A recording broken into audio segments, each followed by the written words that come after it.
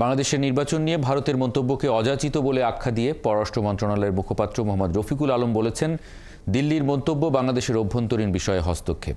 এছাড়া তিনি আরও জানান, শেখ হাসিনাকে ফেরত চেয়ে ঢাকা যে কূটনৈতিক পত্র দিয়েছিল, প্রায় ৩ মাস কেটে গেলেও দিল্লি এখনও তার কোনো জবাব দেয়নি।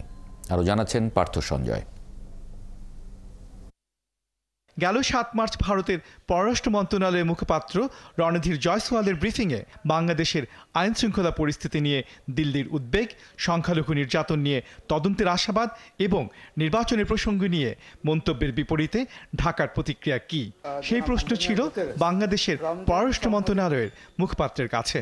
জবাবে মুখপাত্র রফিকুল আলম বলেন, ভারতের বক্তব্য বাংলাদেশের অভ্যন্তরীণ বিষয়ে হস্তক্ষেপ। বাংলাদেশ মনে করে এই বিষয়সমূহ একান্তই বাংলাদেশের অভ্যন্তরীণ বিষয় এবং এই ধরনের মন্তব্য অযাচিত এবং অন্য দেশের অভ্যন্তরীণ ইস্যুতে হস্তক্ষেপের শামিল।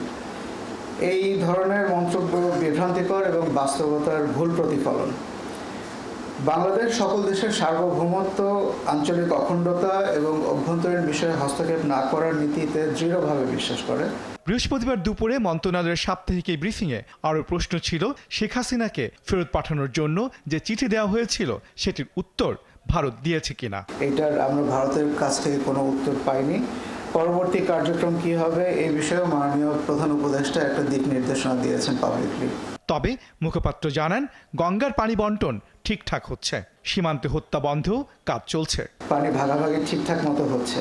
এখন কোনো নদীতে যদি পানির ফ্লো কম থাকে তাহলে সেক্ষেত্রে মডাস অপারেন্ডি কি হবে সেটা টেকনিক্যাল কমিটি ডিসাইড করবে। জাতিসংঘ মহাসচিব আন্তোনিও গুতেরেজের বাংলাদেশ সফর প্রসঙ্গে মুখপাত্র বলেন, রোহিঙ্গাদের জন্য আন্তর্জাতিক সহায়তা বাড়াতে এই সফর ভূমিকা রাখবে। চলমান সংকটের দ্রুত গ্রহণযোগ্য সমাধান কল্পে আন্তর্জাতিক সহযোগিতা জোরালো হয়ে উঠবে বলে প্রত্যাশা করা যাচ্ছে। গুতেরেজ শুক্রবার কক্সবাজারে রোহিঙ্গা শরণার্থী শিবির সফর করবেন।